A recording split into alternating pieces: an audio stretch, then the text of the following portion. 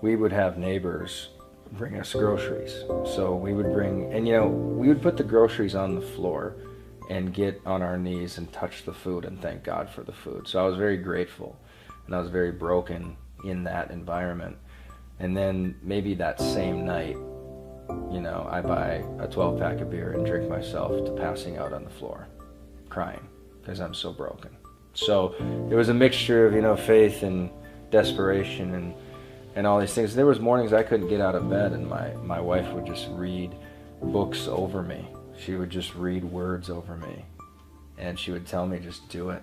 But I was so broken. I mean, I wouldn't say I was suicidal, but I began to Google, like, how to beat depression right before I was on the edge of it, because I felt I was on the edge. I was right on the edge of tipping over and just losing it. And it was crushing. So that thing is, to not be able to provide is, it emasculates a person. It really does. So, what do though? You just work your way, you sweat your way out of it, I guess. I just sweated and just didn't give up. I could have given up. I probably should have at many points. There was no reason to believe otherwise, right? Talked to my friend one time, and he got up, and I was going through counseling. I was seeing a counselor for I just was so screwed up. I was so gone. And he said, "How's your business going?" I said, "Well, I'm turning the corner." And after about a month, he said, he literally got up out of his desk, and he said, "It seems like to me, every week you're turning the corner." And he just started walking in circles. And you see, the sign was, that's what your business is. It's just walking in circles. So I could look at that and said, I'm a loser, I'm a tool, I'm going to quit. Or I'm just going to figure it out. I'm just going to be a honey badger over this thing and not give a crap, and I'm going to figure it out. So it takes a little bit of naivety to make this thing happen.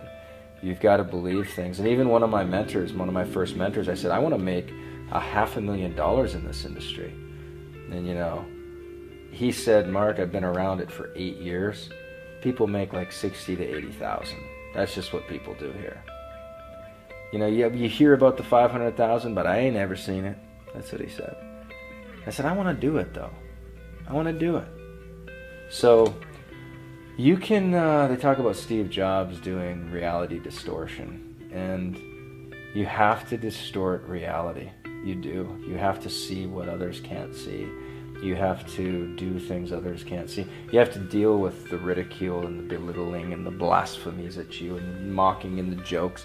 And you have to take all of that, and you have to have enough focus where that stuff is just like bugs hitting the driving. As you're driving 1,000 miles an hour, there's going to be bugs and squirrels that you run over and things that are hitting the windshield. And you got to be able to take all that stuff, and you're just in galactic speed. And I would visualize with Solomon, I'd take these verses and I'd visualize that that all these promises were happening. I would visualize, there's a verse, I think it's in Malachi, where it says, if you bring the tithe into my storehouse, and it assumes integrity and hard work and 6 days and all this stuff, then I'll bring in so much blessing that I'll open the windows of heaven and bring in so much blessing you won't know where to put it. And it's this idea, and I would visualize all this wealth coming into my account, and literally at the federal government had a limit. I think it was $100,000 limit on how much you could put in a bank account, and we maxed that frickin' bank account out, and I literally had to go find another bank account to put money in. I mean, it was the manifestation. I saw these things happening, but I believed in them way before I had any real reason to. So faith is the evidence of things not seen. That's what living in faith is. And on earth, you've got to put your faith into tangible manifestations, things and people and institutions and realities that are touchable, visceral things. Like, I would imagine that my clients would see me at a live event and throw their hands around me and hug me and cry and tell me how much they changed my life.